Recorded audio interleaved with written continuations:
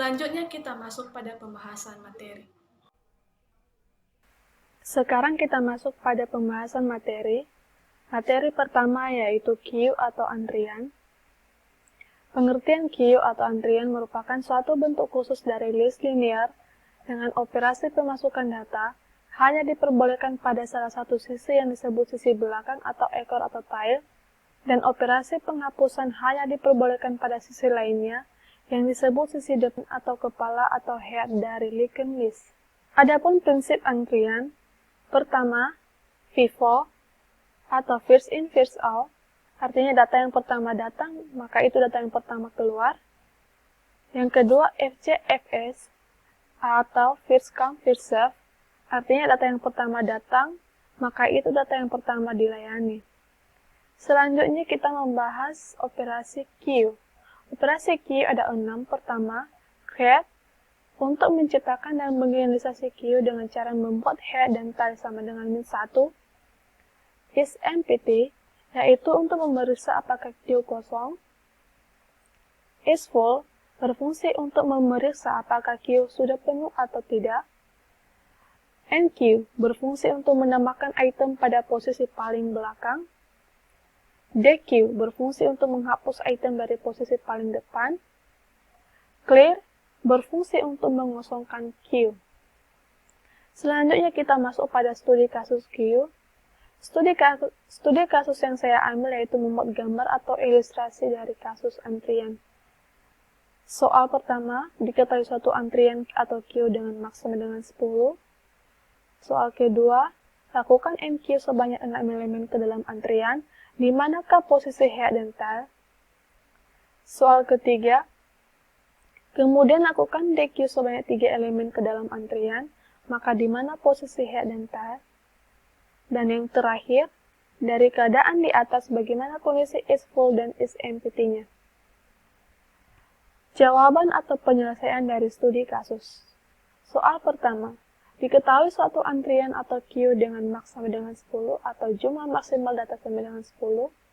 Ini merupakan gambar atau ilustrasi dari soal pertama, di mana antrian masih belum ada data yang masuk dengan posisi head sama dengan min 1, tail sama dengan min 1, dan maks sama dengan 10. Selanjutnya soal nomor 2. Lakukan enqueue sebanyak 6 elemen ke dalam antrian, di manakah posisi head dan tail. Ini merupakan gambar atau ilustrasi dari jawaban soal nomor 2. Posisi head di sini yaitu head sama dengan 0, tail sama dengan 5. Soal nomor 2 menyuruh kita untuk melakukan penambahan 6 elemen ke dalam antrian, di mana data pertama yang masuk adalah A berada pada antrian ke-0, data B antrian ke-1, data C antrian ke-2, data D antrian ketiga, data E antrian keempat, dan terakhir data F pada antrian kelima. Nilai head terdapat, yaitu head sama dengan head nilai sebelumnya ditambah 1. Artinya nilai head sebelumnya diisi menjadi 1, min 1, ditambah 1. Berarti min 1 ditambah 1 sama dengan 0. Ini merupakan nilai head awal. Bisa juga head itu merupakan data yang pertama masuk. Data pertama masuk yaitu A yang berada pada antrian ke-0. Maka nilai head sama dengan 0. Sedangkan nilai tail yaitu 5 karena merupakan data terakhir yang masuk yaitu F yang berada pada antrian ke-5. Maka nilai tail sama dengan 5. Maks yaitu sama dengan 10. Catatan, enqueue untuk menambahkan elemen ke dalam antrian, penambahan elemen selalu ditambahkan di elemen paling belakang. Soal nomor 3. Kemudian lakukan dequeue sebanyak 3 elemen dari antrian, maka di mana posisi head dan tail. Ini merupakan gambar atau ilustrasi dari soal nomor 3. Gambar yang paling atas yang ini merupakan gambar atau ilustrasi dari soal nomor 2, di mana posisi head sama dengan 0 dan tail sama dengan 5. Di sini telah dilakukan enqueue sebanyak 6 elemen, sedangkan di soal nomor 3, dia menyuruh kita untuk melakukan dequeue sebanyak 3 elemen dari dalam antrian.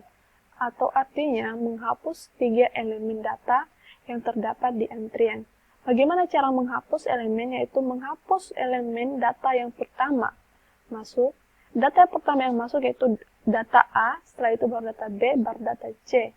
Setelah dilakukan DQ sebanyak 3 elemen, maka hasil dari proses tersebut adalah ini ilustrasinya, di mana posisi head saat ini yaitu 0 dan posisi tail sama dengan 2 dengan maksimal data yaitu 10.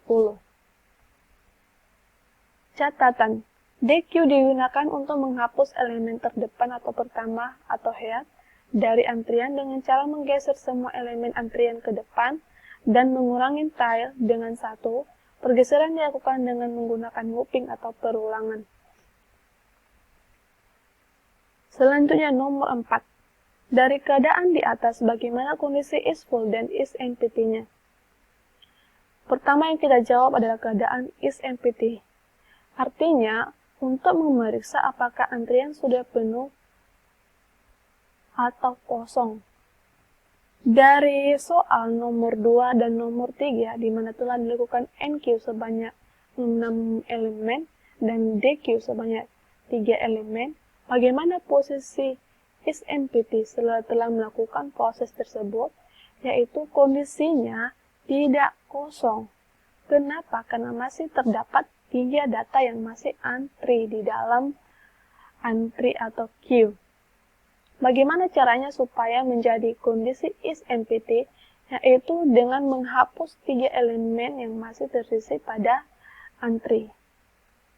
Ini merupakan gambar atau ilustrasi pada soal nomor 3 di mana data masih terdapat 3, makanya is empty-nya belum kosong atau datanya masih ada dengan maksimal data yaitu 10.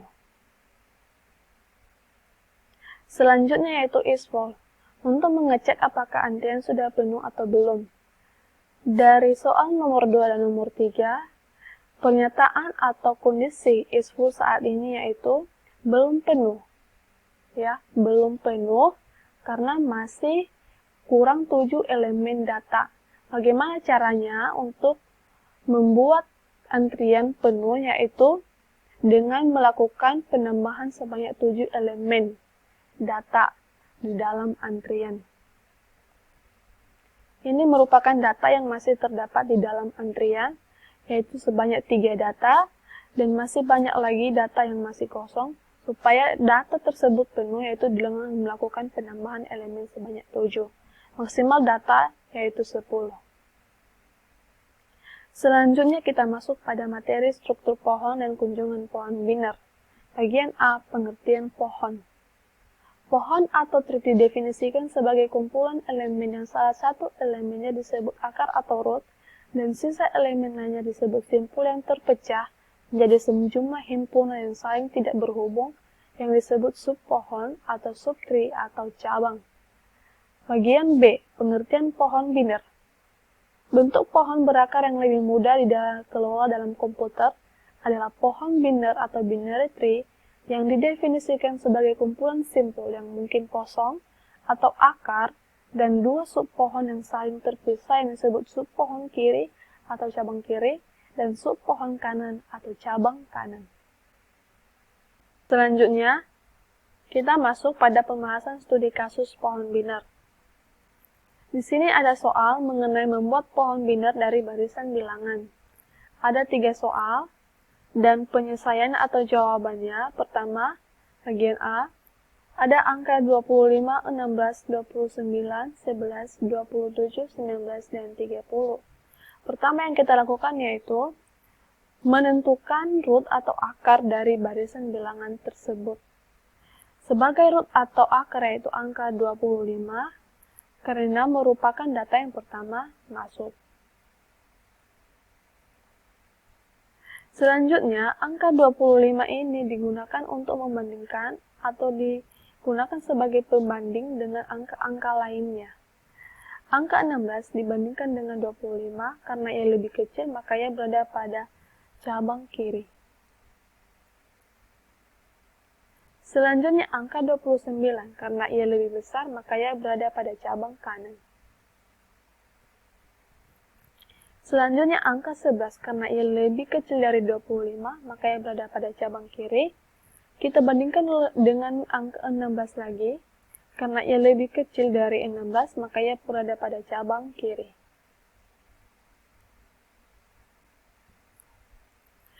Selanjutnya angka 27, kita bandingkan dengan 25, karena ia lebih besar, maka ia berada pada cabang kanan.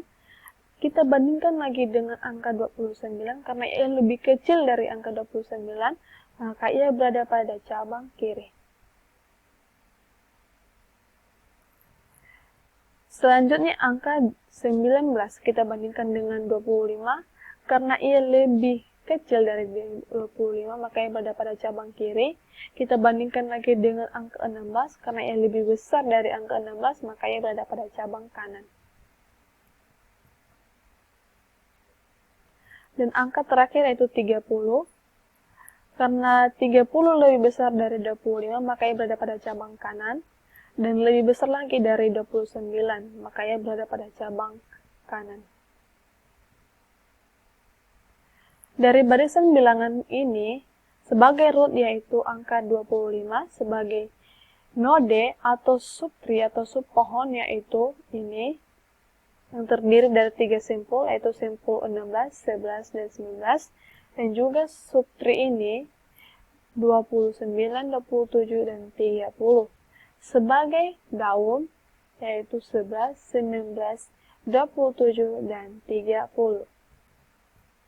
Selanjutnya yaitu membahas soal bagian B, yang mana ada angka 18, 23, 27, dan 30.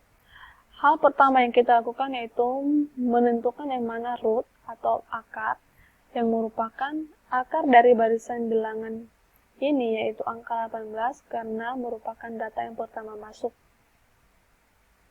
Angka 18 dibandingkan dengan 23, karena 23 lebih besar, maka ia berada pada posisi atau cabang kanan. Selanjutnya angka 27 dibandingkan dengan 18, karena ia lebih besar, maka berada pada cabang kanan. Dan dibandingkan juga lagi dengan angka 23, karena ia lebih besar, maka ia berada pada cabang kanan. Selanjutnya angka 30.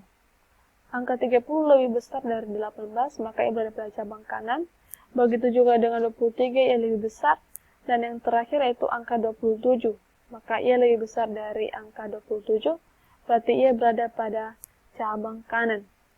Angka terakhir yaitu angka 35, ia lebih besar dari 18, lebih besar lagi dari 23, lebih besar dari 27,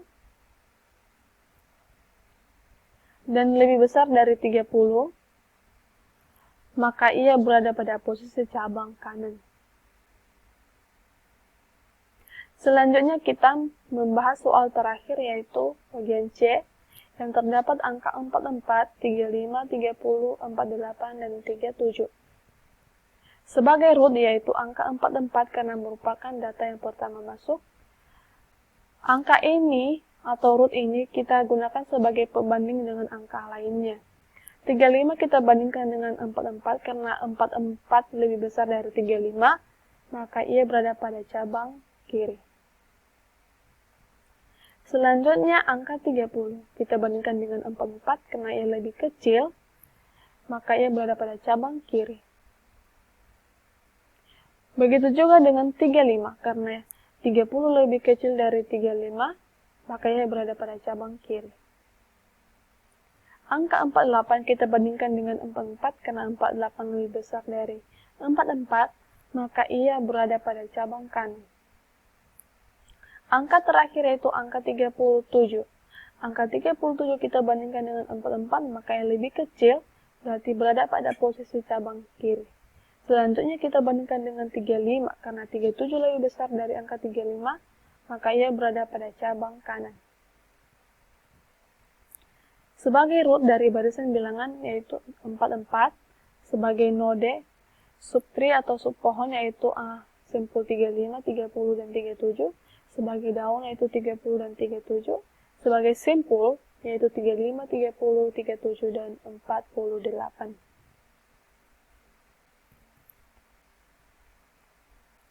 Demikian presentasi saya mengenai materi Q dan struktur data pada pohon binder, saya ucapkan terima kasih.